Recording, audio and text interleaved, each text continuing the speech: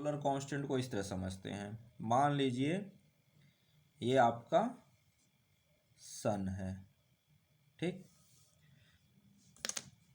और यहाँ पर आपकी अर्थ है, ठीक। अब क्या है, हमने सोलर फ्लेयर्स को ब्लू कलर से बनाया था, तो ये ब्लू कलर वाले सोलर फ्लेयर्स, देखिए 4 सोलर फ्लेयर्स बना दिया हमने और 4 ही सन स्पॉट बना दिया। 4 सोलर फ्लेयर्स और 4 सन स्पॉट। ब्लू वाले क्या हैं, ये जो ब्लू वाला है ये क्या है, सोलर फ्लेयर्स, और ग्रीन वाले क्या हैं, सन स्पॉट। तो 4 सोलर फ्लेयर्स और 4 सन स्पॉट, तो ओवरऑल निकलने वाली एनर्जी क्या है, ओवरऑल निकलने वाली एनर्जी तो इक्वल है। लेकिन आप खुद ही सोचिए, इस साइड निकलने वाली हीट और इस साइड निकलने वाली हीट, दोनों में डिफरेंस होगा। क्यों होगा डिफरेंस, क्योंकि नॉर्मल हीट इधर है 1, नॉर्मल 2, नॉर्मल 3 और लो 1 है। तो नॉर्मल 1 2 3 और 1 लो, लेकिन इधर क्या है, लो इधर 3 है और नॉर्मल 1 है। तो इस समय अर्थ को मिलने वाली हीट क्या होगी, नॉर्मल हीट, नॉर्मल इंसोलेशन मिलेगा, लगभग। यानी कि अर्थ को मिलने वाली हीट इंसोलेशन नॉर्मल मिलेगी। लेकिन मैंने क्या कहा, 11 साल की साइकिल है, 11 साल में सोलर फ्लेयर्स और सन स्पॉट्स अपनी पोजीशनिंग बदल लेंगे। 11 साल की लगभग अप्रॉक्स साइकिल है। तो अब देखते हैं सेकेंड कंडीशन क्या होगा, 11 आफ्टर 11 ईयर्स। 11 ईयर के बाद की कहानी क्या होगा, सन का साइज तो वही है और सन से निकलने वाली ओवरऑल एनर्जी वही है, सन से निकलने वाली ओवरऑल एनर्जी भी वही है, अर्थ भी वहीं पर है। भाई 11 साल बाद अर्थ जहां से चली थी 11 साल बाद ठीक वहीं पर होगी।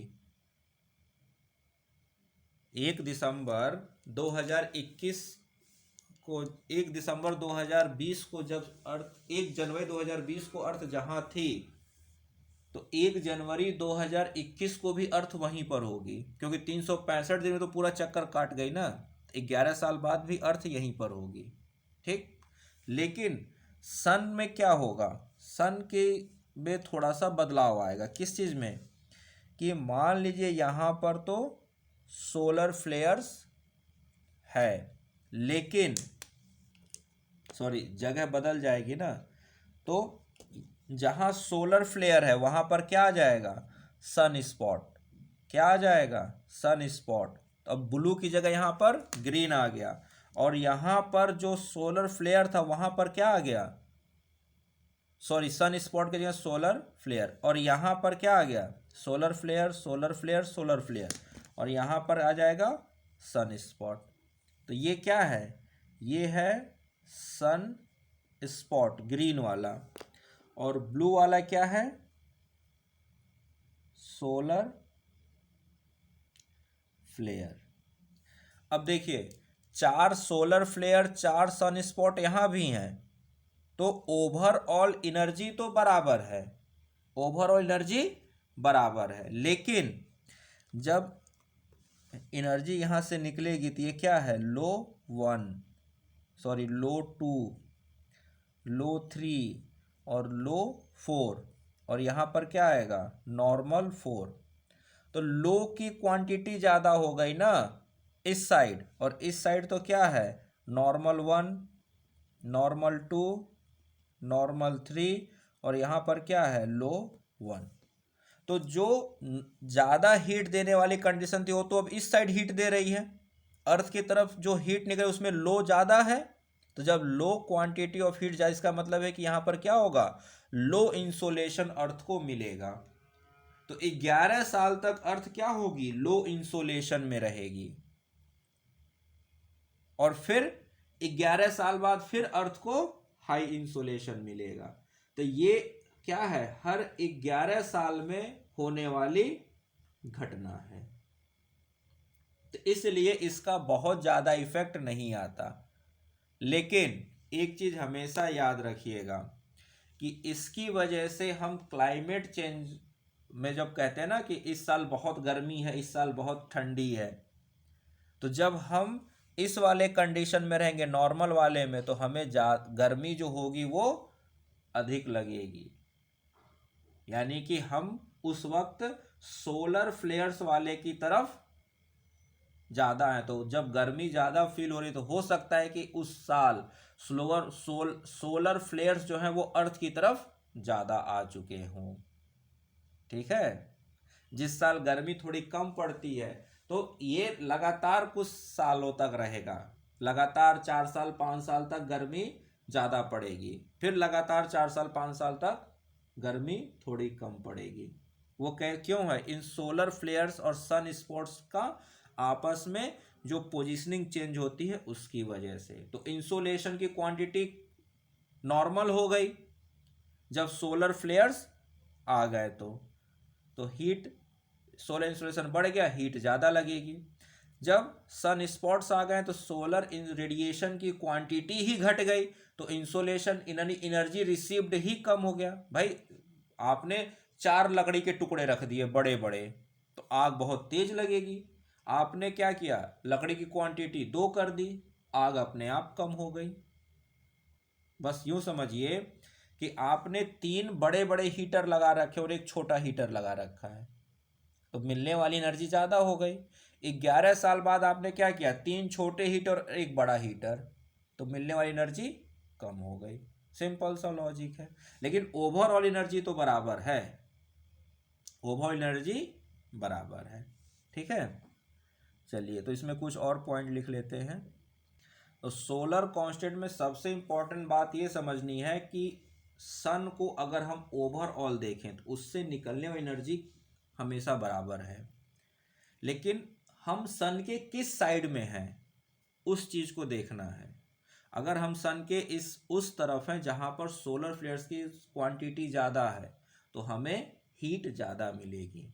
अगर हम सन के उस साइड हैं जहाँ पर सन स्पॉट की क्वांटिटी ज़्यादा है तो हमें हीट कम मिलेगी। ठीक है ना, बाकी जब वहाँ से चलने वाली हीट ही कम है तो फिर नीचे जब आएंगे तो फिर वहाँ पर एब्जॉर्प्शन रिफ्लेक्शन वो तो अपने आप इफेक्ट उतना ही करेगा, तो हमें मिलने वाली हीट ओवरऑल ही पूरी तरह से कम हो जाएगी। ठीक है ना, तो लिखिएगा,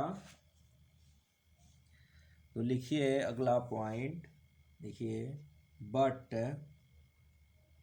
when sun spot but when sun spot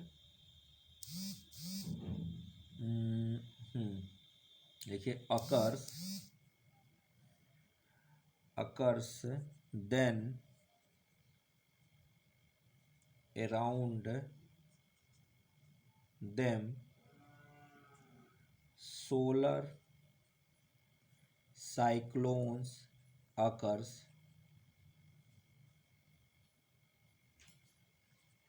and led to around them solar cyclones occur and led to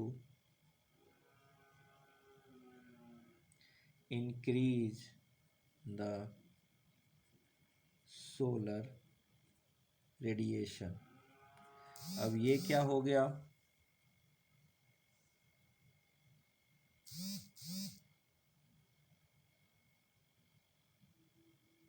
तो होता क्या है कि जब सन स्पॉट आएगा तो वहाँ पर सोलर साइक्लोन आती है और उसकी वजह से थोड़ा सा वहाँ पर रेडिएशन को वो बढ़ा देती है। तो हमें इतना डीप में इसके अंदर की बातें नहीं जानना, बस यहाँ पर मैंने एक पॉइंट लिखा, अगर ये नहीं भी आप इसके बारे में जानोगे तो हाँ, सोलर साइक्लोन्स वगैरह हमारे कोर्स में नहीं है, हमें नहीं पढ़ना, ठीक है ना। हाँ, ये बस मैंने एक्स्ट्रा जानकारी के लिखवा दिया है, इसको चाहे तो आप स्किप कर दीजिएगा, कोई दिक्कत नहीं है। मेन है लिखिएगा, सो इफ, देखिए so if towards earth on sun surface more sun spot then more sun spots then more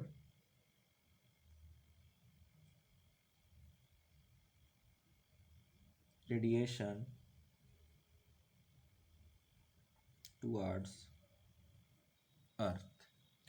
तो हाँ, अब समझिए, तो मैंने अभी तक आपको क्या बताया कि सन स्पॉट पर क्या हुआ, रेडिएशन कम होता है, ये क्योंकि हाइड्रोजन की क्वांटिटी कम होती है। अब यहाँ पर आया ट्विस्ट, क्या ट्विस्ट आया, एक ट्विस्ट वो है जो है सोलर साइक्लोन। अब ये सोलर साइक्लोन क्या होता है हमें उसको नहीं जानना, बस ये समझिए कि सोलर साइक्लोन की वजह से जो सन स्पॉट है वहां पर क्या होगा, अत्यधिक हीट रिलीज हो जाएगी, यानी अब सोलर फ्लेयर से ज्यादा हीट सन स्पॉट पर रिलीज होती है ड्यू टू सोलर साइक्लोन। अभी तक जो कॉमन सेंस हम लोग का कह रहा था, अभी तक मैंने आपको सिर्फ कॉमन सेंस की बात समझाई, ये समझाया कि सन स्पॉट पर लो हाइड्रोजन, तो लो हाइड्रोजन का मतलब लो हीट, ये मैंने आपको कॉमन सेंस की बात समझाई थी। लेकिन हमारे सन के पर एक स्पेशल केस होता है।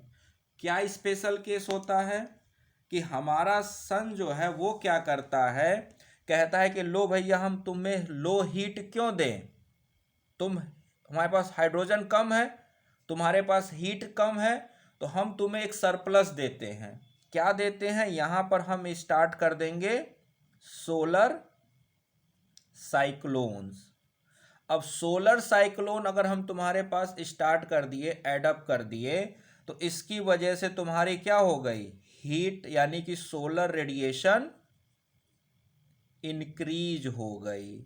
ये है ट्विस्ट। हाँ, तो अब सोलर अगर सन स्पॉट हमारे तरफ है तो इसका मतलब है कि हमें नॉर्मल से ज़्यादा हीट मिलेगी। अभी तक मैंने आपको कॉमन सेंस समझाया था, सिर्फ इसलिए समझाया था कि पहले आपके दिमाग में बैठ जाएं बातें कि देखिए ये होता है सोलर फ्लेयर, ये होता है सन स्पॉट। अब आया ट्विस्ट, और ट्विस्ट ये कहता है कि जहां पर होगा सन स्पॉट वहां पर आएगा सोलर साइक्लोन, और वो सोलर साइक्लोन ऐसा होता है कि वो नॉर्मल से भी ज्यादा हीट कर देगा। तो सन स्पॉट अगर हमारे तरफ ज्यादा है तो हमें हीट ज्यादा मिलेगी। ये है ट्विस्ट। तो इस बात को एकदम बिल्कुल दिमाग में बैठा लीजिए कि सन स्पॉट अगर हमारे तरफ है तो हमें हीट ज्यादा मिलेगी। हमारा कॉमन सेंस क्या कहता है, हमारा कॉमन सेंस कहता है कि सन स्पॉट मतलब लो हाइड्रोजन, मतलब लो हीट, यानी कि हमें मिलने वाला सोलर रेडिएशन कम होना चाहिए। लेकिन यहीं पर सिर्फ यूपीएससी क्वेश्चन आपसे पूछ लेगा जहां पर है ट्विस्ट, और ट्विस्ट ये है कि लो हीट हमारा कॉमन सेंस कहता है, लेकिन सन इसको इंप्लीमेंट नहीं करेगा। सन क्या करेगा, सन कहेगा कि देखो भैया तुम सन स्पॉट वाले जो हो, तुम क्यों लो हीट करोगे, हम तुमको देते हैं एडवांटेज। और एडवांटेज किसका देंगे, सोलर साइक्लोन का एडवांटेज देंगे। जैसे आपको बताया ना कि 4 लकड़ी थी तो हीट ज्यादा होनी चाहिए, 2 लकड़ी है जल रही है तो हीट कम होगी। लेकिन जो उसका मालिक है उसने कहा कि लो हम नीचे से सप्लाई दे देंगे, किसका, सीएनजी का, नीचे से सप्लाई दे दिए सीएनजी का। तो अब 2 लकड़ी के साथ सीएनजी जल रही है तो अपने आप 4 लकड़ी के मुकाबले ज्यादा हीट डेवलप हो गई। तो अब आपको याद क्या रखना है, ये कंसेप्ट समझाया गया है इसी वजह से कि आपको याद ये रखना है कि सन स्पॉट रहने का मतलब है कि हमें एनर्जी ज्यादा मिलेगी, इंसोलेशन ज्यादा मिलेगा। क्यों, ये सोलर साइक्लोन, तो ये आप बना लीजिए वहां पर। अब इसको नोट डाउन कीजिए, जो ये आपको बताया गया है ना, तो यहीं पर इस तरह से लिख लीजिए, लो हाइड्रोजन लो हीट बट, पर वहां पर लिखिए बट क्या, सोलर साइक्लोन, सो सोलर रेडिएशन इंक्रीजेज, सो या ऐसे लिखिएगा सो, यहां लिखिएगा सो मोर सोलर रेडिएशन। अब आपको याद रखने में आसानी होगी, अब आप इसको कभी नहीं भूलोगे, क्योंकि हर जगह पहला कंसेप्ट लोगों को याद रहता है कि सन स्पॉट का मतलब लो हीट, और यही बच्चे गलती करके आते हैं। इसीलिए आपको यहाँ ट्विस्ट के साथ पढ़ाया गया है कि ये गलती आप मत करना। इस सोलर रेडिएशन स्पॉट का मतलब लो हीट तो है, लेकिन सन कहता है लो भैया सोलर साइक्लोन्स, क्या लो, हमारी तरफ से लो सोलर साइक्लोन, और सोलर साइक्लोन से तुम कर दो मोर सोलर रेडिएशन। तो अगर हमारे पास सन स्पॉट ज़्यादा है तो अर्थ क्या करेगी, मोर, अब यहां पर लिख लीजिए मोर इंसोलेशन, क्या होगा, मोर इंसोलेशन। तो अब आप ट्रैप में नहीं फंसिएगा, यूपीएससी या पीसीएस के एग्जाम के इस ट्रैप में अब आप नहीं फंसोगे। क्या, एसर्शन रीजन में भी अगर पूछ लेगा तो भी आप इसको अब सही करके आओगे, ट्रू फॉल्स में तो सही करोगे, एसर्शन रीजन में भी अगर ये पूछेगा तो आपको सही करके आना है कि सोलर साइक्लोन की बात आपको याद रखनी है। अब सोलर साइक्लोन क्या होता है अब हमें वो नहीं पढ़ना है, बस हमें जानना है कि कंसेप्ट है सोलर साइक्लोन, और उसकी वजह से क्या हो जाता है, हीट सोलर रेडिएशन बढ़ जाता है सन स्पॉट पे। ठीक है, ये कैसा है, ये उस तरह से जब क्वेश्चन में बोल दिया गया ना, चूज नॉट करेक्ट वाला पूछता है ना, which of the following is not correct, जो ट्विस्ट है वो ट्विस्ट यही है कि नॉट करेक्ट वाला आपको है, तो वह हमेशा आप क्या करते हो, अंडरलाइन कर लेते हो कि नॉट करेक्ट वाला हमें इसमें ढूंढना है। लेकिन कभी कभी जल्दबाजी में क्या करते हो, करेक्ट वाले को टिक करके चले आओ और आंसर हो जाता है गलत। हमें दिमाग में रखना है सन स्पॉट लो हीट लेकिन सोलर रेडिएशन मोर सोलर, या इसका मतलब है सन स्पॉट मोर हीट। आपको क्या याद रखना है, सन स्पॉट मोर सोलर इंसोलेशन। ठीक है, तो जब सन स्पॉट अर्थ की तरफ, अब इस लाइन को समझिएगा तो आपको याद होगी, अब सन की तरफ जब मोर सरफेस मोर सन स्पॉट, यानी कि सन सरफेस पे जब मोर सन स्पॉट, देन मोर रेडिएशन टुवर्ड्स अर्थ, यानी अब अर्थ ज्यादा रेडिएशन रिसीव करेगी, यानी अर्थ को ज्यादा इंसोलेशन मिलेगा। तो याद रखना है, more sun spot towards earth, more radiation will receive to the earth. तो अब इसका एक आपको ग्राफ बना देता हूं, उस ग्राफ को याद रख लोगे तो आपको बिल्कुल 100% याद होगा, और फिर कभी मत फंसना इसमें। ठीक है ना, फिर कभी मत फंसना। और ये बहुत जगह क्या 95% बच्चे इसमें फंसते हैं, क्यों, ये सोलर साइक्लोन वाले के चक्कर में। ठीक है ना, क्योंकि हर किसी के दिमाग में आता है सन स्पॉट, लो हाइड्रोजन, लो हीट, ये तो बहुत जल्दी याद हो जाता है जो मैंने आपको पहले दिखाया। लेकिन अब आपके दिमाग में ये बात बैठ गई होगी यहाँ पर इस तरह से, जब मैंने बताया कि हाँ वहाँ पर सन स्पॉट में याद रखना है सोलर साइक्लोन, यानी कि मोर हीट, ठीक है, मोर इंसोलेशन। समझ में आई बात? तो एक ग्राफ बना रहा हूँ, इस ग्राफ को याद रखिएगा, तो ये चीज़ अब कभी नहीं आपकी गलत होगी, असर्शन रीजन से लेके कहीं पर भी नहीं, ठीक है ना। हाँ, ये मत पूछे कि सर सोलर साइकिल क्या होती है, सोलर साइकिल आपके कोर्स में नहीं है, तो वो आपको नहीं पढ़ना है। और सन के बारे में इतनी जानकारी नासा को नहीं है तो हमें क्या है, इतना जानकारी अगर मिल रहा है यही बहुत ज़्यादा है। ये सोलर स्पॉट, सोलर फ्लोरा और सोलर साइक्लोन्स, यही सब जानकारी मिलना ही बहुत बड़ी बात है सन के बारे में, क्योंकि वहाँ पहुँचना तो नामुमकिन ही है।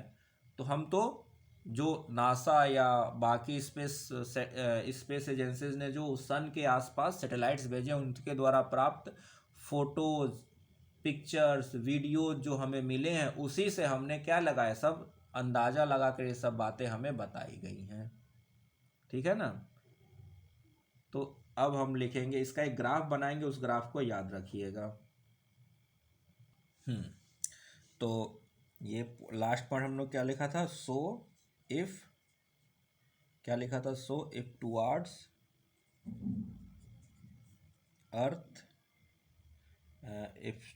अर्थ, on the sun surface more sun spot, then more radiation towards अर्थ। और ये वाली गलती जो है ना, सन स्पॉट और सोलर फ्लेयर्स वाली, ये वाली गलती मैंने बहुत से स्टूडेंट को करते देखी है जब टेस्ट वगैरह लेते हैं। तो इस वजह से थोड़ा सा इसको इस ढंग से याद रखिएगा तो ज़्यादा आसानी रहेगी कि सन स्पॉट मतलब low hydrogen but due to solar cyclone more heat, ठीक है। मान लेते हैं ये है एट प्रेजेंट, ये है प्रेजेंट सिचुएशन, यहाँ पर ये है प्रेजेंट टाइम। इस टाइम क्या होगा कि अर्थ को मिलने वाली हीट कैसी होगी, नॉर्मल, यानी कि सोलर फ्लेयर्स अर्थ की तरफ ज़्यादा होंगे। फिर धीरे धीरे सन स्पॉट्स अर्थ की तरफ आएंगे, आते आते फिर 11 साल बाद फिर क्या होगा, जितना सन फ्लेयर्स थे उतने ही सन फ्लेयर्स हो गए, फिर बढ़ जाएंगे, मतलब एक तरह से अपने लेवल पे ही रहेंगे ना, थोड़ा सा ऊपर नीचे बन गया, इसको एक लेवल बना देते हैं। तो इस लेवल पे ही हमेशा, इस लेवल से नीचे नहीं और इस लेवल से ऊपर नहीं, ठीक है। इसी लेवल के बीच में क्या होगा, हमेशा सोलर इंसोलेशन मिलता रहेगा, इस तरह से, ठीक है। तो यहाँ पर ये जो पोजीशनिंग आप देख रहे हो, ये प्रेजेंट से लेके यहाँ तक का टाइम गैप कितना होगा, ये होगा 11 ईयर्स। फिर 11 ईयर के बाद क्या होगा, फिर उसी पोजीशन पे, तो जहाँ से शुरू हुए थे फिर 11 ईयर पे वहाँ पर आकर एक साइकिल कंप्लीट होगी। तो नॉर्मल मिल रहा है और फिर नॉर्मल कब मिलेगा, 11 साल बाद, तभी तो एक साइकिल हुई। फिर अगला नॉर्मल कब मिलेगा, 11 साल बाद। तो नॉर्मल के बाद मैक्सिमम मिला यहाँ पर, तो दो मैक्सिमम के बीच में कितना का गैप होगा, दो मैक्सिमम के बीच में भी 11 साल का गैप होगा, ठीक है।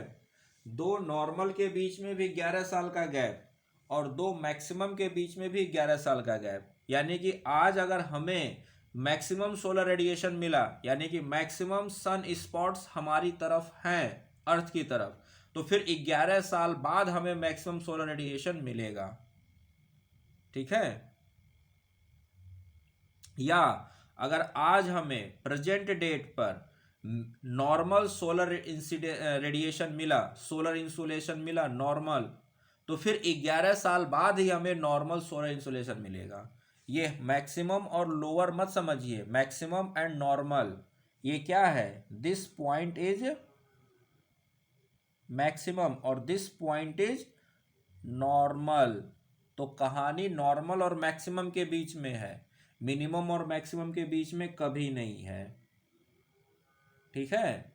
हमेशा इस चीज को याद रखिएगा कि सोलर फ्लेयर्स अगर ज्यादा हमें दिख रहे हैं तो हम नॉर्मल में हैं, और अगर सन स्पॉट हमारी तरफ ज्यादा हो गए तो हम मैक्सिमम में हैं। तो नॉर्मल और मैक्सिमम की कहानी होती है, कभी भी मैक्सिमम और मिनिमम की कहानी नहीं होती। ठीक है। तो हमें याद क्या रखना है, सन स्पॉट्स, इसका मतलब सन स्पॉट्स अगर मैक्सिमा पर हैं तो मिलने वाली हीट भी क्या होगी, मैक्सिमम हीट। और यहीं पर अगर हम कहें सोलर फ्लेयर्स अगर मिनिमा पर हैं, यानी कि नॉर्मल है, मिनिमा मतलब नॉर्मल, तो अर्थ रिसीव्स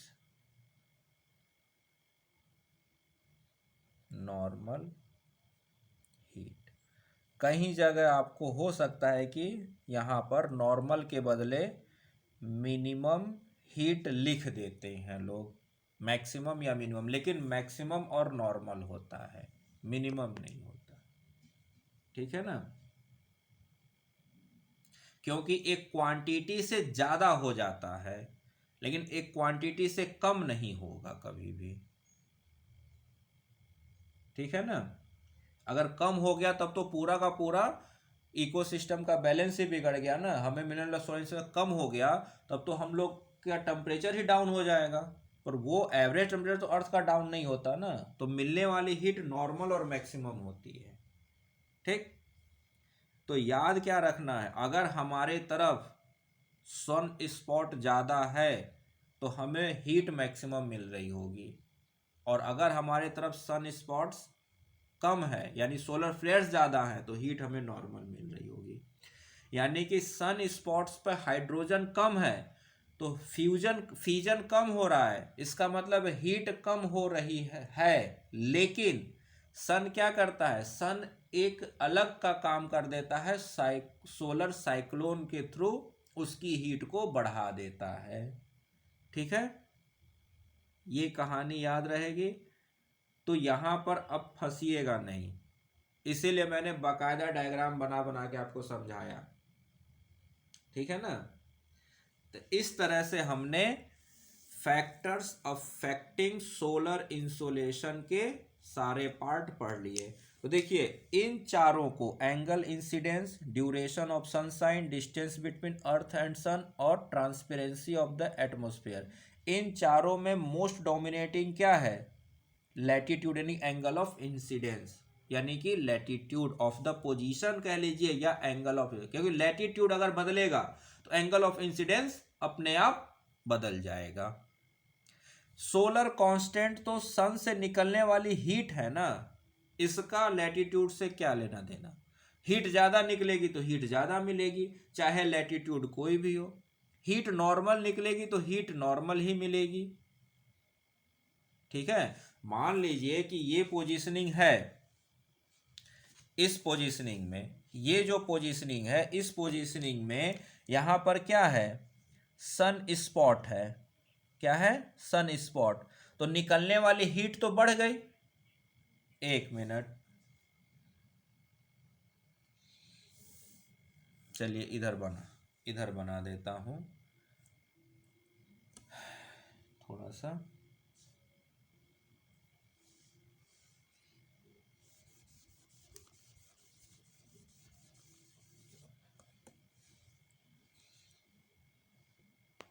कहने का मतलब है कि मान लीजिए ये हमारी अर्थ है, ठीक है, और यहाँ पर सन है, सन है, और सन के इस साइड में क्या है, सन स्पॉट है, ठीक।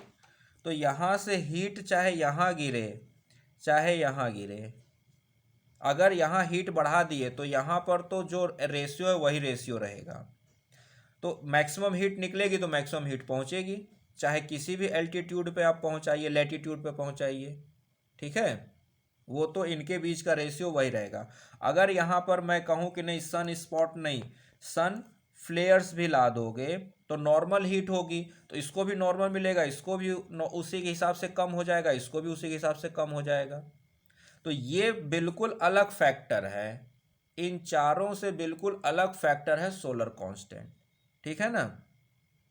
तो सोलर कांस्टेंट बिल्कुल अलग फैक्टर है, लेकिन इन चारों को angle of incidence, duration of sunshine, distance और ट्रांसपेरेंसी की बात करेंगे तो वहां पर मोस्ट डोमिनेटिंग फैक्टर लैटिट्यूड यानी कि एंगल ऑफ इंसिडेंस है, और सोलर कांस्टेंट बिल्कुल एक अपने आप में डिफरेंट फैक्टर है। तो जहां पर सन स्पॉट ज़्यादा वहां पर हीट ज़्यादा। तो अब जब आपसे सेंटेंस बनाए कि सन स्पॉट का मतलब हाइड्रोजन कम यानी कि लेस फ्यूजन यानी कि लेस हीट, तो आपको क्या कहना है, वो सेंटेंस गलत है। क्यों? क्योंकि लेस हीट तो है, लेकिन सोलर कांस्टेंट की, सोलर साइक्लोन की वजह से sun spot gives more heat than solar flares, ठीक है, याद रहेगा। तो इस तरह से हमने इंसोलेशन खत्म कर लिया। अब इंसोलेशन हमने समझ लिया कि इंसोलेशन क्या होता है। तो इंसोलेशन कुछ नहीं, अर्थ को मिलने वाली जो सोलर रेडिएशन है, जिस तरह से मिली energy received upon area into time, जिस एरिया में जितनी सन की लाइट मिल गई वही इंसोलेशन है। अब वो लाइट जो मिलती है वो कई चीज़ों पर डिपेंड करती है कि कितने एंगल पर मिल रही है, कितने देर के लिए मिल रही है, कितनी दूरी से मिल रही है, और कहाँ कहाँ से वो बेचारी कितनी मुश्किलों से आ रही है, और कितनी, और सोलर कांस्टेंट का मतलब कितनी क्वांटिटी में आ रही है, ये क्वांटिटी है। ये सोलर कांस्टेंट क्या है, क्वांटिटी, या तो नॉर्मल या मैक्सिमम, और ये उस क्वांटिटी को डिसाइड कर रहे हैं ये सब, ठीक है, समझ में आई बात। तो इस तरह से हमने इंसोलेशन कंप्लीट किया। अब हम लोग नेक्स्ट टॉपिक पर चलेंगे, टेम्परेचर की तरफ, ठीक है। तो इसको रब करते हैं और नया टॉपिक करते हैं, टेम्परेचर।